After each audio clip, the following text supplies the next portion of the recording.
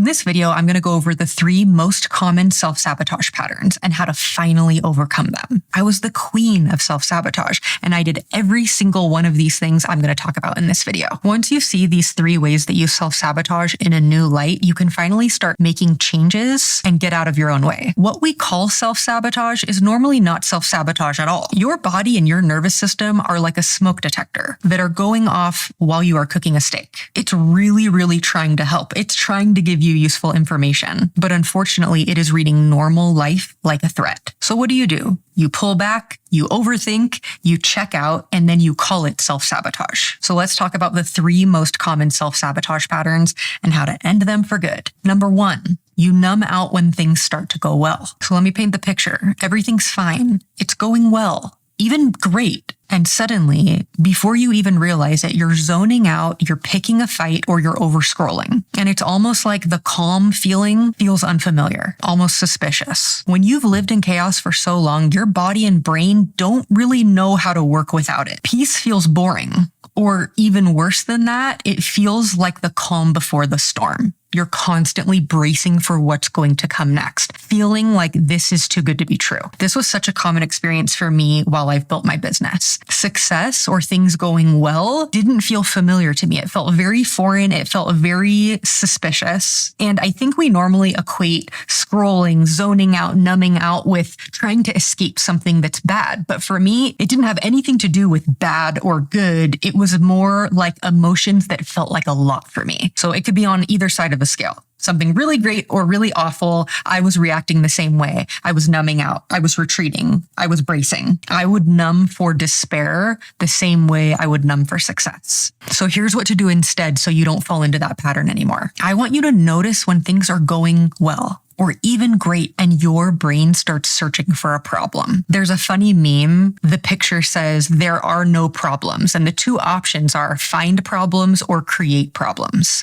We want you to stop doing that with your brain. So when you notice that, what you're going to do is you're going to stop and you're going to pause and you're going to orient to the space around you. If it helps, you can name 5 things that you can see, just something that brings you back into your awareness.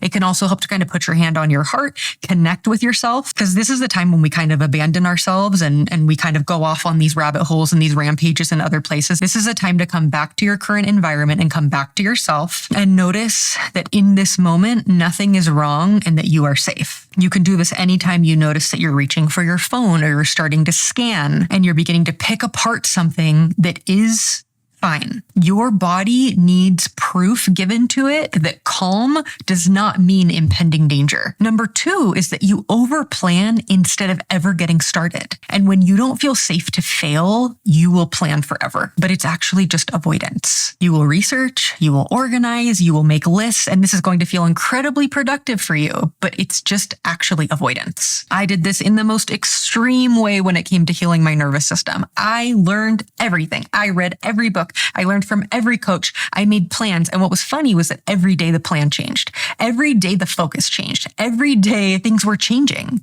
And I felt like I was so busy. I felt like I was doing something. I felt like I had so much information, but I had nothing to show from application. I was staying safe in the plan zone, in the prep zone, in the comfort zone. So here's what you're going to do instead so you don't fall into the same pattern that I fell into for 20 years. You are going to start messy on purpose. I want you to pick one thing you've been putting off today and do the messiest version of it that you can today. Are you writing something? Write 1 super bad paragraph and send it to someone for them to read. Are you making content? Record 30 seconds with your front-facing camera and post it somewhere. Is there someone that you've been avoiding to reach out to? Send a text message. Who cares if there are typos? The goal here isn't to do this the right way or to do it the perfect way. The goal is to show your body and your nervous system that imperfect action does not equate to danger. So do this once and watch what happens. Usually nothing bad happens. And this is the exact data that your nervous system needs. It needs many confirming experiences that imperfect action does not mean there's a problem. And then the third and most common one